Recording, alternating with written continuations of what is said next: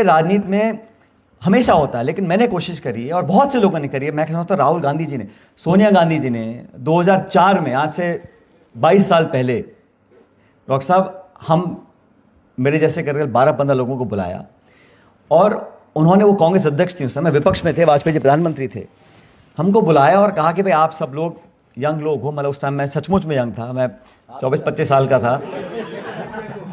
अब तो बच्चे बड़े हो गए, अब कोई यंग मंग की बात नहीं है। लेकिन उस समय उन्होंने कहा कि आप सब मुझे फीडबैक दीजिए, मेरी पार्टी में बहुत नेता हैं और मुझे बहुत फीडबैक मिल रहा है कि हमें मैनिफेस्टो में 2004 का लोकसभा का चुनाव आ रहा है, वाजपेयी प्रधानमंत्री हैं, हमें मोर्चा संभालना है, तो हमारे मैनिफेस्टो में किस प्रकार की बातों को डाला जाए ताकि यंग लोगों को हम अपनी ओर खींच सकें। और हम लोगों को 1-2 महीने का मौका दिया, पूरे देश में हम लोग घूमे और बहुत से हमारे साथी हैं, हम सब ने मिलकर कुछ अपने व्यूज़ दिए, उनको उन्होंने उस मैनिफेस्टो में उतारा और हम सबको चुनाव लड़ने का मौका दिया। राजनीति की अग्रिम पंक्ति में, देश की सबसे बड़ी जो पंचायत है उसमें जाने का अवसर प्रदान किया, हम लोग चुनाव जीत कर आए।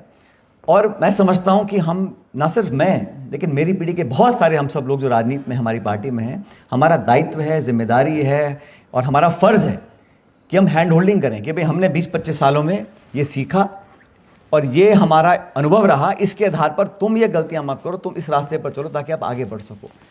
और सही बात तो ये है कि जब तक आपकी कलम में ताकत नहीं है, आप उस पद पर नहीं बैठ जाते जहां से नीति निर्माण होता है, तब तक आपकी मंशा कुछ भी हो, आपके इरादे कुछ भी हो, आप कितने भी नेक सोच वाले हो, लेकिन क्रियान्वयन नहीं हो पाता। तो सत्ता की लड़ाई इसीलिए है। सत्ता की लड़ाई किस लिए है कि जो मैं यहां आज भाषण दे रहा हूं या हम सब लोग बातें कर रहे हैं, इसको लागू कैसे करें। और ये कमी रही है हम लोगों में कि जब मौका मिला, तो जब पैनल बनता है वकीलों का, जब पीएसयूज के बनते हैं, स्टेट गवर्नमेंट्स के अधिवक्ता चुने जाते हैं, उस पर अनुपात से हम लोग न्याय नहीं कर पाते हैं। और ये कठोर शब्द हैं, लेकिन ये सच भी है। लेकिन उसके लिए मैं देखता हूं अनिल जैन जी, टिकट हो, पद हो, पोस्ट हो, अपॉइंटमेंट हो, अपना मोर्चा गाड़ कर आप खड़े रहते हैं और खड़गे जी और राहुल गांधी जी को बोलते हैं कि साहब ये आंकड़ा है, ये अनुपात है, आप ही ने कहा था, आप इसको लागू करिए। क्योंकि बोलना आसान है और करने बहुत कठिनाई आती है। इस बदले हुए माहौल में जो सरकार आज बनी है, संविधान को दरकिनार कर कर, दम के बल पर, ताकत के बल पर, राजनीति कुश्ती नहीं है, राजनीति तो विचारों का संघर्ष है, जनता में लोकप्रियता प्राप्त कर कर आशीर्वाद लेने का संघर्ष है।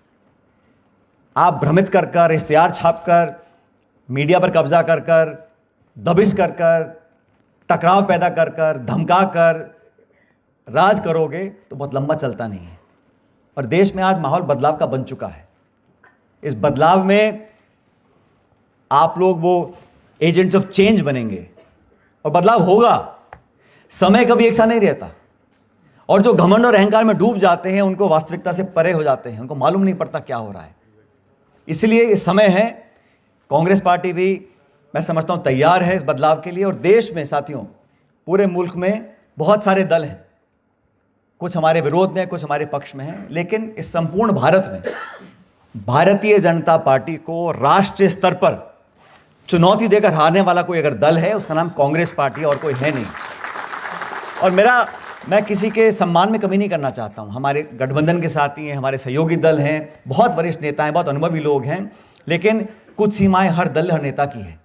और कांग्रेस ने पहले कर दिखाया है। हम कुछ चुनाव हार जरूर चुके हैं, लेकिन कांग्रेस पार्टी के नेता, कांग्रेस पार्टी के कार्यकर्ता और सबसे ज़्यादा कांग्रेस पार्टी को समर्थन करने वाले लोग आज इस बात के लिए तैयार हैं कि बदलाव होना है और हमें एक सकारात्मक बदलाव लेकर आना है। हमें दोबारा जनता में विश्वास डालना है कि हम धन, धर्म और धमकाने से राजनीति नहीं करना चाहते। राहुल गांधी ने क्या बोला है? प्रेम की, प्यार की, मोहब्बत की बात करो। और जो लोग धमकाते हैं उनसे डरना नहीं है। इस जज्बे के साथ हम लोग राजनीति करें।